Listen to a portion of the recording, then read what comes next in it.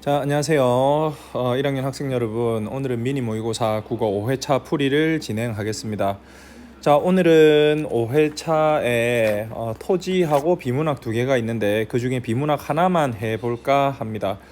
자, 지금까지 계속 강조해 오면서 이야기해 왔지만 비문학은 정보를 잘 정리하는 게 굉장히 중요합니다. 자, 정보를 정리하면서 읽어야 하는데 이 정보를 정리하기 위해서 먼저 글의 처음 부분에서 글의 화제를 찾아내는 게 가장 중요하다라고 이야기를 했었습니다. 자, 그럼 오늘은 왜 이 비문학 하나만 하기로 했냐면 이 글의 특징이 있기 때문인데요. 이 글은 화제가 두 개가 제시가 되는 글입니다. 자, 그럼 비문학에서 화제를 두 개 제시하는 이유가 있겠죠. 그 두 개에 관해서 이야기를 하려고 이번 글을 선정했습니다. 자, 일단 오늘 보게 되는 지문은 총 5개의 지문으로 된 글이고요. 총 5개의 지문, 문단으로 된 글이고 어떤 건축과 관련된 이야기를 하고 있습니다.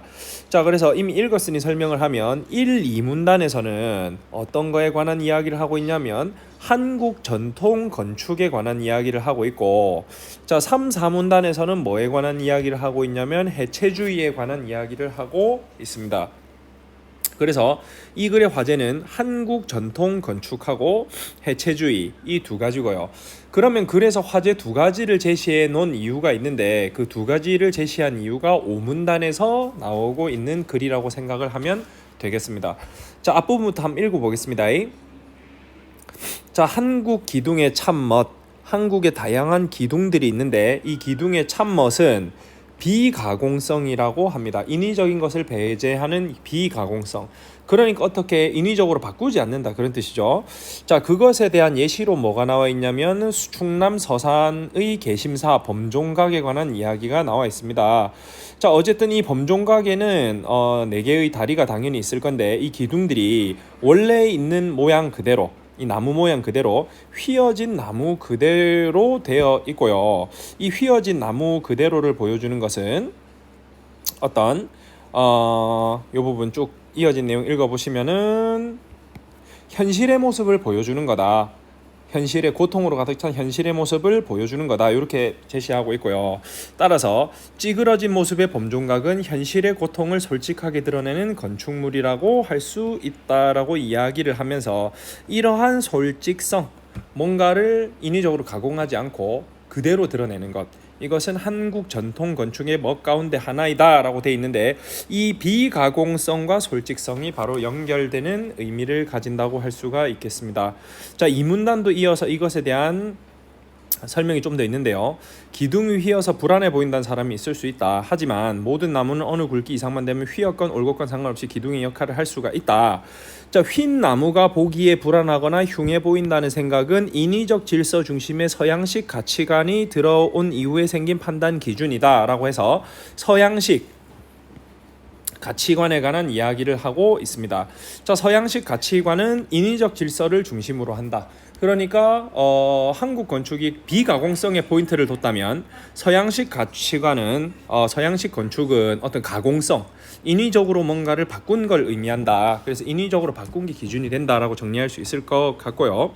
그러나 한국은 그렇지 않다라는 내용이 나와 있고, 자, 한국의 기둥은 고든 나무는 고든 대로, 휜 나무는 휜 대로 편견이나 차별 없이 다 제 몫을 할 수 있다는 옛 사람들의 의식, 어떤 사고관이 담겨 있다는 거죠. 철학이 담겨 있는 그런 건축이다라고 이야기를 하고 있습니다. 요까지가 한국 전통 건축에 대한 설명이고요. 자, 다음 두 번째, 이제 해체주의에 관한 설명을 합니다. 자, 그러면 해체주의는 뭐냐? 자, 서양 현대 건축에서도 건축물을 일부러 왜곡된 모습으로 만들려는 해체주의라는 양식 사조가 있다. 자, 그들 작품 중에는 개심사 범종각과 유사한 사례가 많다라고 하면서, 자, 프랭크 게리라는 사람의 프레드 앤 진저 빌딩을 이야기를 하고 있습니다. 자, 이 빌딩은 건물을 받치는 기둥뿐만 아니라 건물 자체도 심하게 찌그러진 모습이다. 그러나 정밀한 구조 계산으로 지어졌기 때문에 아무런 문제 없이 서 있을 수 있다라고 이야기하면서 프랭크 게리의 프레드 앤 진저 빌딩이 이 개심사의 범종각과 어떤 형태적으로 유사하다라고 이야기를 하고 있습니다. 자, 해체주의는 자, 정형적 질서를 강요하는 기존의 건축 경향. 그러니까 인위적인 걸 강조한다는 뜻이겠죠. 정형적 질서를 강조하는 기존의 건축 경향을 가식의 세계라고 비판합니다. 그래서 반문명 양식 운동이라고 나와 있고요. 이러한 해체주의 건축은 관습적인 고급 예술과 현실 세계관의 불일치에 대한 비판으로부터 시작된다. 자, 그런 거예요. 예술은 굉장히 아름다운 세계를 묘사하지만 현실 세계는 좋지 않았다는 겁니다. 그러면 예술이 현실을 제대로 드러내지 못하고 있다. 잘못됐다. 이런 사고관이겠죠. 자, 그래서 여기 이 부분부터 갈게요. 기존의 건축 양식들은 수천 년간 안정되고 질서 있는 조형 세계를 구축해 왔다. 기존의 건축 양식 위에도 나와 있었고요. 그럼에도 불구하고 현실 세계는 늘 폭력과 전쟁 그리고 거짓이 난무한다. 그래서 해체주의의 특징이 제시됩니다. 직선, 직각, 사각형 등으로 구성되는 기존 건축 세계의 안정과 질서를 현실 세계의 추악한 모습을 숨기려는 위선이라 여기며 거부합니다. 그래서 이 사람들은 어떻게 하느냐? 비정형적이고, 그러니까 삐뚤어지거나 어떤 규칙성이 없는 건물을 만들려고 하고 무질서한 건축 세계를 새로운 대안으로 제시를 하고 있다라고 나와 있습니다. 자, 두 가지 한국 건축과 지금 해체주의를 이야기하고 있는데 비슷한 듯이 다릅니다.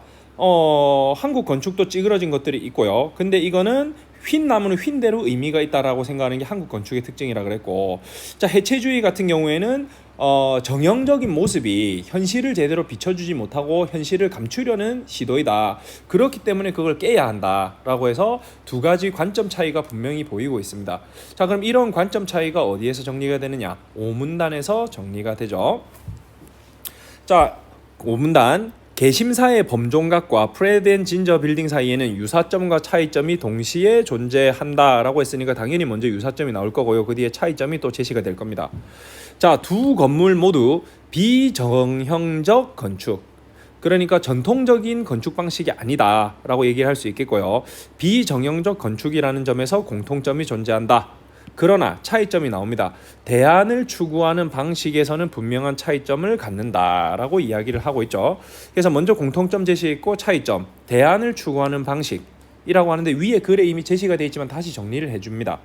자, 해체주의 양식의 프레드 앤 진저 빌딩은 인간의 현실 세계를 부정적인 시각으로 보고 그 해답 역시 해체라는 부정적 조형관으로 제시한다. 자, 그러니까 현실 세계가 부정적이고, 그리고 이 부정적인 감추기 위해서 그런 어떤 정형적인 건축을 해왔는데 잘못됐다. 그거 해체해야 된다. 라고 해서 이 해체라고 하는 과정을 부정적 조형관이라고 제시했습니다. 자, 그래서 좀 더 확장해서 해체주의 건축은 심지어 자연의 질서까지도 거부하는 극단적이고 반문명적인 조형관을 나타내기도 한다라고 해서 극단적인 경우도 제시를 했습니다. 자, 그럼 차이점. 우리나라는 어떠냐? 범종각은 하나의 생명 단위를 그대로 받아들이는 긍정적 조형관을 제시한다. 이렇게 제시가 되어 있습니다. 그러니까 그 이전에 해체주의가 그 이전에 있었던 것을 해체해야 하는 거다라고 생각을 하고 뭔가를 새롭게 다른 형식으로 만들어내는 거면, 범종각 같은 경우에는 원래 있는 그대로가 가치가 있는 거다라는 관점이라는 거예요. 그렇기 때문에 이것은 긍정적 조형관이라고 제시를 하고 있습니다. 쭉 읽고 끝내겠습니다. 자, 부정으로 풀려는 서양의 해체주의 건축은 현실 세계의 문제점을 인위적으로 해결하려는 서양 문명의 특성에 기인한다. 이에 반해 번뇌에 가득 찬 부정적 세계를 자연의 속성으로 풀어내려는 범종각의 조형관은 현실 문제의 해결책을 자연 속에서 찾으려는 한국적 사상에서 기인한다. 자, 그래서 해체주의와 겉으로 보이는 건 비슷합니다. 한국 건축이든 해체주의든 비슷한데 그 안에 들어있는 철학, 사고관, 이건 정반대에 있다. 요 관점을 지금 보여주고 있다고 할 수가 있겠습니다. 자, 문제 2개밖에 없으니까 빠르게 풀고 갈게요. 자, 윗글을 통해 알 수 없는 것. 해체주의 건축의 형성 배경 있습니다. 자, 3문단에 있죠. 3문단의 두 번째 줄 보시면 이러한 해체주의 건축은 관습적인 고급 예술과 현실 세계관의 불일치에 대한 비판으로부터 시작된다라고 해서 해체주의 건축이 어떻게 남겨 있는가 나와 있고요. 2번 프레드 앤 진저 빌딩에 담긴 조형관 같은 경우에는 이것도 조형관이니까 마찬가지 거기 어디야 맨 마지막 5번째 문단에서 찾을 수가 있겠습니다. 자, 3번 기둥의 안정성을 판단하는 객관적인 기준 없습니다. 그냥 나무가 어느 정도 일정 이상 두께만 되면 기둥이 될 수 있다란 말이 나와 있는 거지. 그게 이 정도가 되면은 기둥이 안전하다라고 하는 객관적이 된다 그런 내용은 없고요. 자, 그다음에 4문단 개심사 범종각이 담긴 한국 전통 건축의 멋은 첫 번째 문단에 있고 5번 개심사 범종각과 프레드 앤 진저 빌딩의 차이점은 당연히 5문단에 있을 겁니다. 뭐 일치 문제니까 이런 문제는 틀리시면 안 돼요. 자, 다음 6번 문제를 설명하기 전에 이 글의 구조를 잠깐 설명하겠습니다. 자, 이 글의 구조는 1, 2문단이 묶여서 지금 한국 건축에 대한 이야기를 하고 있고요. 그리고 3, 4문단이 묶여서 해체주의에 관한 이야기를 하고 있습니다. 그리고 마지막 5문단에서 이거 두 개 사이의 공통점과 차이점을 드러내고 있는데, 자, 이런 식으로 서술되는 글 또 나옵니다. 똑같은 제재나 똑같은 소재, 똑같은 화제를 다루는 글은 나오지 않지만 똑같은 구조를 가진 글 분명히 나옵니다. 화제가 두 개인 글 나와요. 그럼 화제가 두 개인 글을 왜 쓰느냐? 자, 공통점과 차이점이란 말에서 나와 있지만 비교 대조를 위해서 이런 글을 출제를 하는 겁니다.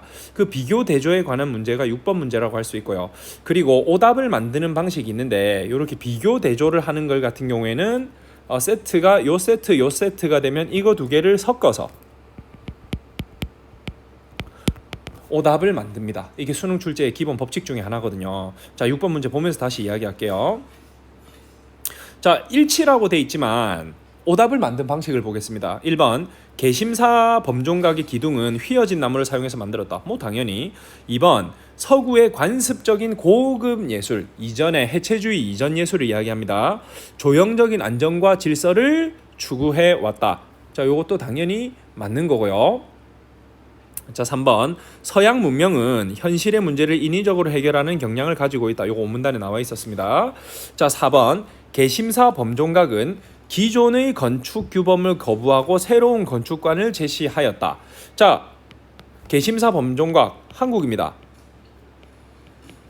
자, 기존의 건축 규범을 거부했다. 해체주의입니다. 자, 아까 이야기했지만 이 글은 비교 대조기 때문에 오답을 만들 때 이거 두 가지 한국과 해체주의를 섞어서 오답을 만드는 기본적인 원칙입니다. 마찬가지 이 문제가 틀렸고 정답인데 한국과 해체주의를 섞어서 지금 오답을 만들고 있습니다. 이게 수능 오답 작성 원칙 중에 하나거든요. 자, 그래서 나중에 여러분이 이런 지문이 또 나와서 만났을 때 화제가 두 개인 경우에는 이거 두 개를 섞어서 오답을 만들 수 있겠는데 두 개가 매치가 안 되는 건 뭐지? 라는 사고를 하면서 접근을 하면 문제를 조금 더 쉽게 풀 수 있는 가능성이 있습니다. 그래서 이거 좀 기억해 주시면 좋겠고요. 자, 5번 개심사 범종각은 현실 문제에 대한 해결책을 자연 속에서 찾으려는 조용관을 담고 있다. 마찬가지 5문단에 나와 있었습니다.